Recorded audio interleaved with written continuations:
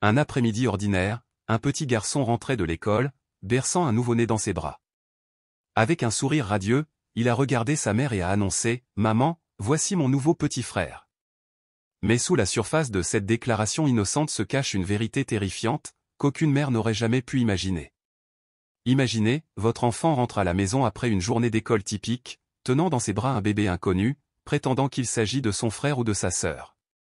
Que feriez-vous? Comment réagiriez-vous à quelque chose d'aussi inexplicable et si surréaliste? Pour une jeune mère, ce scénario impensable est devenu réalité. C'était un matin d'été doré dans la campagne du sud-est, où le lever du soleil matinal jetait une lueur douce et chaleureuse sur la terre éveillée. La lumière filtrait doucement à travers les fentes des rideaux de la chambre d'Anna, dansant sur les murs en stries dorées. La pièce, encore empreinte du calme matinal, reprit lentement vie. La tonalité stridente du réveil rompit le silence.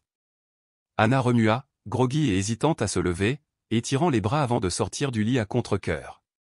La lumière du soleil embrassait son visage alors qu'elle se dirigeait vers la salle de bain, murmurant les promesses d'une nouvelle journée remplie de tâches ordinaires et d'attentes pleines d'espoir. Encore un jour, se murmura-t-elle en glissant ses pieds dans ses pantoufles moelleuses. Sa matinée s'est déroulée à un rythme calme, une séquence familière de pas devenus presque méditatifs. Après un rapide lavage, elle descendit les escaliers, se déplaçant dans la cuisine avec une aisance pratique. Le riche arôme du café fraîchement moulu se mêlait à celui du pain grillé, enveloppant la maison d'une couverture de chaleur et de convivialité. Une fois le petit déjeuner préparé, Anna remonta à l'étage. Alors qu'elle passait devant des photos encadrées bordant le couloir des instantanés de fêtes d'anniversaire, de vacances à la plage et de dîners de vacances où elle ressentit une lueur de gratitude pour l'amour gravé dans chaque instant capturé. Elle s'arrêta devant la porte de son fils et la poussa doucement. « Il est temps de te réveiller, ma chérie, dit-elle doucement, sa voix étant un mélange de tendresse et de routine. Karl, 8 ans, remuait sous les couvertures en se frottant les yeux. Lorsqu'il se souvint que c'était aujourd'hui le dernier jour d'école, son visage s'éclaira de joie. « Bonjour, maman, dit-il en bâillant, étirant ses petits bras vers le plafond. Anna l'aida à enfiler son uniforme scolaire, lissant le tissu et brossant soigneusement ses cheveux en désordre. « C'est le dernier jour, chérie. Demain, les vacances commencent, ton père sera à la maison et nous nous dirigeons tous vers la maison de plage de grand-mère et grand-père. » Excitée? Demanda-t-elle, sa propre voix empreinte d'anticipation. Son mari Roger, diplomate, partait souvent pour de longues missions internationales. Bien qu'il soit resté présent via des appels vidéo nocturnes et des messages quotidiens, son absence était profondément ressentie, en particulier par Karl. La promesse de son retour remplissait leur cœur de joie. « J'ai hâte. Ça va être génial !» s'exclama Karl, les yeux brillants d'excitation. Ils se sont assis pour le petit déjeuner, les rires et les discussions remplissant la cuisine. Karl a parlé avec animation de ses amis, des jeux auxquels il jouait et de ses projets d'aventure au bord de la plage. « Pensez-vous que grand-père va m'emmener à nouveau pêcher ?» demanda-t-il avec un sourire effronté, la bouche pleine de céréales. « Bien sûr qu'il le fera, » répondit Anna avec un petit rire en sirotant son café. « Tu es son copain de pêche préféré. » Malgré la douce douleur de l'absence de Roger, Anna a trouvé du réconfort dans ces moments partagés avec Karl et dans son travail à distance en tant que rédactrice pour une maison d'édition. La vie, même si elle n'était pas parfaite, avait son propre rythme doux. Après le petit déjeuner, Anna a accompagné Karl jusqu'à l'arrêt de bus juste devant leur maison. Le soleil du matin filtrait à travers les arbres et les oiseaux gazouillaient joyeusement au loin. « Maman, je peux emmener mon nouveau livre à la plage? Et mon kit de dessin? Je veux dessiner l'océan. » dit Karl avec empressement. « Bien sûr, chérie. Tu peux apporter tout ce qui te rend heureuse, répondit Anna avec un sourire chaleureux. Quelques instants plus tard, le bus scolaire est arrivé. Anna serra son fils dans ses bras avant qu'il ne monte à bord. « Passe une merveilleuse journée, mon amour. »« À bientôt, dit-elle. »« Au revoir, maman. » Karl fit un signe de la main avec enthousiasme depuis la fenêtre avant que le bus ne démarre. Anna resta là un moment, regardant le bus disparaître dans la rue. Un mélange familier de fierté et de désir monta en elle. De retour dans la maison désormais silencieuse, elle fut soudainement submergée par des souvenirs qu'elle n'avait pas laissé ressurgir depuis longtemps. Même si sa famille semblait joyeuse et entière, une ombre persistait sur leur bonheur, un chagrin que le temps avait atténué mais pas effacé. Il y a un peu plus d'1 an, Anna avait reçu une nouvelle qui allait changer sa vie et qui semblait être le début d'un autre beau chapitre. Elle était enceinte de leur deuxième enfant. Elle et Roger étaient ravis. Ils avaient organisé une petite fête avec leurs amis proches et leur famille, la maison résonnant de rires et de félicitations. Karl, ravi à l'idée de devenir grand frère, pouvait difficilement contenir son enthousiasme. « Je vais tout lui apprendre, maman. On jouera ensemble tous les jours », avait déclaré Karl, rebondissant pratiquement de joie. Mais au fil des semaines, des complications sont apparues. À 37 ans, la grossesse d'Anna était considérée comme à haut risque en raison de son hypertension. Chaque nomination apportait de nouvelles préoccupations, de nouvelles incertitudes. Pourtant, Roger était son point d'ancrage.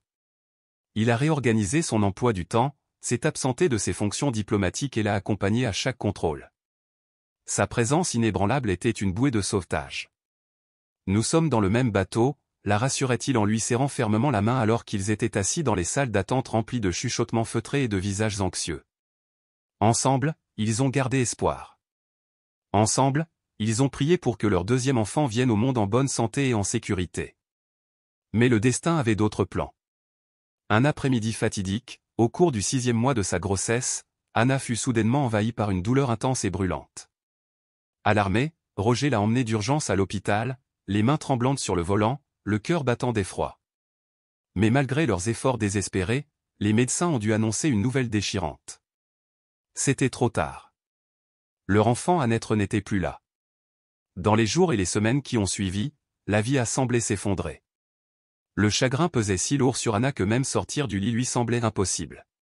Chaque matin était une bataille, et les nuits étaient encore pires, remplies de silence creux et de larmes silencieuses. Elle restait souvent éveillée, regardant le plafond, murmurant dans le noir, « Pourquoi, Seigneur? Pourquoi mon petit garçon ?» Mais le silence répondait toujours. Roger, incapable d'affronter la douleur de front, s'est plongé dans le travail. Il a entrepris des projets supplémentaires, est resté plus longtemps au bureau et a gardé son esprit occupé sans relâche, croyant que s'il n'arrêtait pas de bouger, la douleur ne pourrait pas rattraper son retard.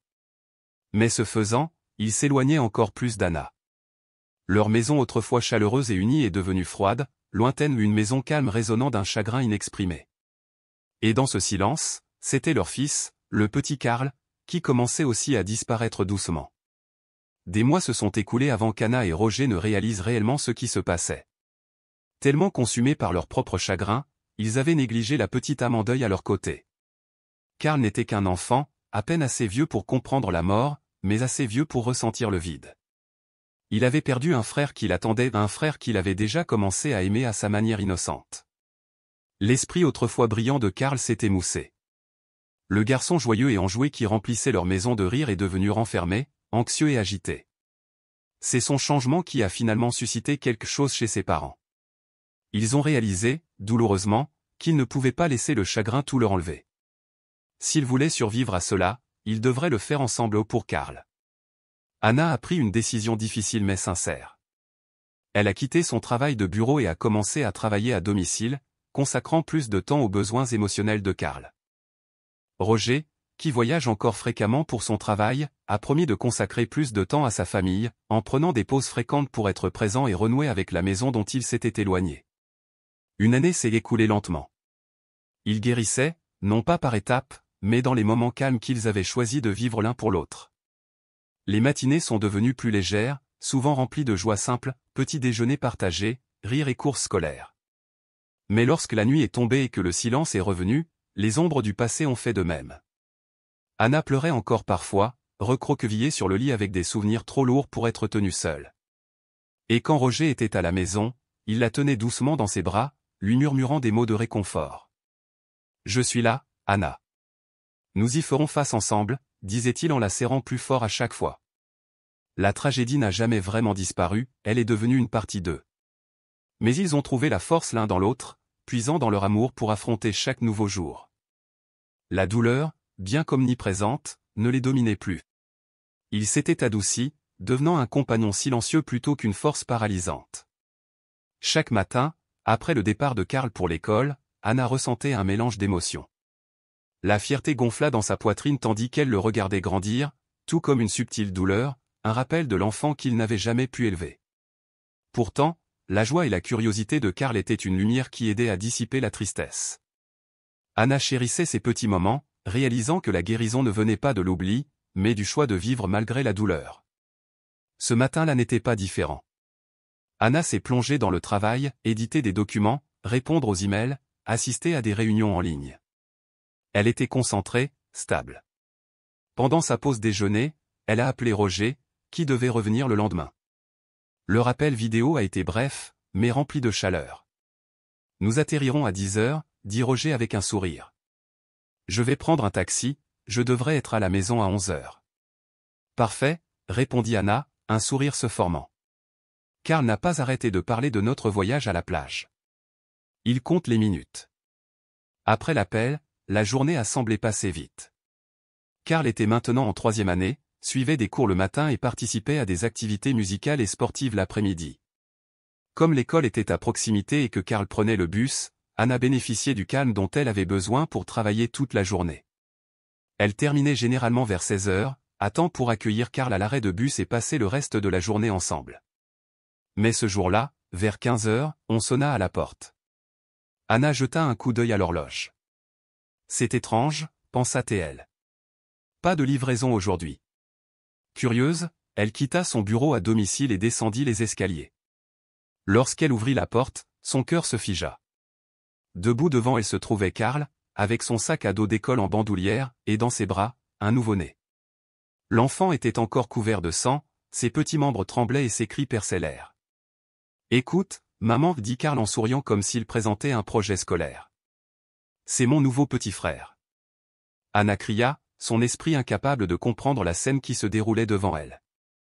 La panique et la confusion ont éclaté alors qu'elle a rapidement attiré Karl et le bébé à l'intérieur, claquant la porte derrière elle. Ses mains tremblaient alors qu'elle berçait le bébé. Ses pensées s'affrontaient à toute allure. Ce qui se passe. D'où vient ce bébé? Et comment Karl s'est-il retrouvé avec lui? Pour comprendre l'horreur qui s'est déroulée, nous devons revenir en arrière jusqu'à ce même matin, le dernier jour d'école avant les vacances d'été. Karl était arrivé à l'école débordant d'enthousiasme. L'école avait prévu une journée de jeux, de friandises et de célébrations, pas de cours, juste de la joie. Ce serait le jour idéal pour marquer la fin de l'année. Quelques jours plus tôt, l'école avait envoyé aux parents un avis informant les parents du licenciement anticipé. Mais Karl, distrait ou oublieux, n'a jamais donné le message à Anna. Ainsi, lorsque la journée d'école s'est terminée plus tôt que d'habitude et que les enfants ont été récupérés un par un, Karl a attendu et a attendu. Alors que la foule diminuait et que le soleil commençait à baisser, Karl se souvint de la note et réalisa, trop tard, que sa mère ne savait pas qu'il devait être récupéré tôt. Plutôt que de demander de l'aide ou d'attendre plus longtemps, Karl, impatient de rentrer chez lui, a décidé de marcher. C'était un voyage de 20 minutes, plus long que d'habitude pour un enfant de 8 ans, mais pour Karl, cela ressemblait à une aventure. Il n'avait aucun moyen de savoir que le chemin qu'il avait choisi le mènerait à une histoire très différente, se déroulant dans les recoins les plus cachés et les plus sombres de la ville. Dans l'une de ces ruelles oubliées, quelque chose d'impensable se passait. Et Karl, par pur hasard, était sur le point de tomber dessus. Mais le destin semblait avoir déjà tracé un chemin différent pour cette famille et pour une jeune femme nommée Julie. Julie n'avait que 21 ans et pourtant son âme portait le poids de toute une vie. Son monde a toujours été assombri par la peur et l'instabilité. Elle a grandi dans un foyer où l'amour était rare et où régnait la colère. Les explosions de son père étaient violentes et imprévisibles, sa rage comme une tempête déchirant la maison, tandis que sa mère, distante et émotionnellement absente, ne lui offrait aucun refuge. Au milieu de ce chaos, la seule chaleur que Julie ait jamais connue venait de Matt, son petit ami depuis 2 ans. Avec lui, elle a trouvé une lueur d'espoir, jusqu'à ce qu'elle aussi s'éteigne. Tout a changé le jour où Julie a découvert qu'elle était enceinte. Au lieu de se tenir à ses côtés, Matt s'éloigna, l'abandonnant au moment où elle avait le plus besoin de lui. Seule et terrifiée, Julie savait que la réaction de son père serait tout simplement explosive. Ses pires craintes se sont réalisées lorsqu'il a découvert son secret, il a éclaté dans une fureur aveugle, criant des menaces et exigeant qu'elle se débarrasse du bébé immédiatement. Mais Julie, bien qu'effrayée, refusait de se rendre. Au fond de moi, une détermination discrète mais féroce grandissait. Elle protégerait à tout prix son enfant à naître. Tranquillement, elle a commencé à travailler dans un petit magasin local, économisant chaque centime qu'elle gagnait. Son rêve était simple, échapper à cette vie de peur et donner à son enfant l'amour et la sécurité qu'elle n'a jamais eue. Les mois qui suivirent furent chargés d'incertitudes. Les menaces de son père planaient comme une ombre sur chacun de ses pas. Pourtant, avec chaque pièce de monnaie qu'elle rangeait, elle se sentait un peu plus proche de la liberté. Son plan était de partir quelques semaines avant la naissance du bébé, de disparaître dans une nouvelle ville, de commencer une nouvelle vie et de mettre son enfant au monde sans crainte. Mais le destin avait son propre timing. Le jour même où elle envisageait de courir, Julie a été saisie par une douleur vive et insupportable. Son corps l'a trahi, elle allait accoucher plus tôt que prévu. La panique s'installa. Elle savait que si son père la retrouvait maintenant, il mettrait ses menaces à exécution. Attrapant un petit sac rempli d'affaires, elle s'est enfuie dans la nuit, espérant atteindre un hôpital à temps. Mais ses forces déclinaient rapidement. Les contractions étaient fortes et rapides. À quelques pâtés de maison de là, elle s'est effondrée dans une ruelle étroite, cachée entre deux immeubles. Là, sans personne à ses côtés, elle a commencé à accoucher. Non loin de là, un jeune garçon nommé Karl sautait sur le trottoir en rentrant chez lui. Il bouillonnait d'enthousiasme, sa famille avait prévu une sortie à la plage et son père revenait enfin après avoir été absent pour le travail. Mais alors qu'il traversait l'allée, un bruit l'arrêta net. C'était un cri, un son douloureux et désespéré. Curieux et inquiet, Karl se rapprocha. Au début, la peur l'a retenu, mais quelque chose au plus profond de lui l'a poussé à avancer. Ce qu'il a vu a fait s'arrêter son cœur. Au bout de l'allée se trouvait Julie. Elle était pâle, trempée de sueur et tremblante. Dans ses bras, un petit nouveau-né pleurait, enveloppé dans un tissu déchiré. Ses yeux rencontrèrent ceux de Karl écarquillés, effrayés et pleins d'un chagrin suppliant qu'il ne pouvait pas encore comprendre. « Mademoiselle, avez-vous besoin d'aide » balbutia Karl, sa petite voix tremblante. Julie pouvait à peine parler. Elle savait que son temps s'écoulait. Doucement, avec toute la force qu'elle pouvait rassembler, elle souleva le bébé vers Karl. « S'il te plaît, murmura-t-elle, sa voix étant à peine un souffle. « Prends-le, prends soin de mon fils. » Sans vraiment comprendre, Karl s'avança et berça le bébé dans ses bras. Le sang couvrait toujours le corps fragile de l'enfant, mais Karl le tenait aussi fort et doucement qu'il le pouvait. Puis, sans se retourner, il courut. Julie le regarda disparaître au coin de la rue. Une larme coula sur sa joue, non pas de chagrin, mais de paix. Elle avait fait ce qu'elle pouvait. Son fils a eu sa chance. Son dernier souffle s'échappa de ses lèvres tandis que l'obscurité l'envahissait. De retour à la maison, Karl franchit la porte en trombe, haletant, berçant le bébé. Anna, sa mère, était horrifiée. Le sang, les pleurs. Au début, elle pensait que son fils était blessé. Mais lorsqu'elle réalisa ce qu'il transportait, son instinct prit le dessus. Mon Dieu! Karl, que s'est-il passé? Il essaya de s'expliquer, ses mots étant confus sous le choc. Il y avait une fille dans la ruelle. Elle m'a donné le bébé. Elle m'a demandé de m'occuper de lui. Anna tenait le bébé dans ses bras et le berçait doucement. Après s'être assurée qu'il allait bien, elle a rapidement appelé la police. Les secours sont arrivés et ont rapidement localisé le corps de Julie dans la ruelle. Les policiers ont confirmé ce qu'Anna avait déjà pressenti, Julie était décédée peu de temps après avoir accouché. Mais même une fois le chaos retombé, Anna ne pouvait pas oublier la dernière demande de la jeune mère. Cette pensée la hantait, Julie avait utilisé son dernier souffle non pas pour demander de l'aide, mais pour sauver son enfant. Plus tard dans la nuit, alors qu'Anna berçait le bébé endormi dans ses bras, elle regarda Karl et lui demanda « Qu'en penses-tu, chérie? Devrions-nous le garder ?» Elle voulait qu'il soit en sécurité. Peut-être qu'il appartient à nous. Karl hocha lentement la tête, les yeux toujours écarquillés d'émerveillement. Roger, le père de Karl, est rentré chez lui le lendemain. Quand Anna lui a tout raconté, il a été secoué, mais pas hésitant. Leur voyage à la plage a été reporté sans arrière-pensée. Ils étaient assis ensemble, discutant jusque tard dans la nuit, pesant leur cœur plus que toute autre chose. Elle a donné sa vie pour lui, murmura Anna. Nous ne pouvons pas ignorer cela. Roger a enroulé ses bras autour de sa femme et de son fils. Peut-être que c'est notre deuxième chance.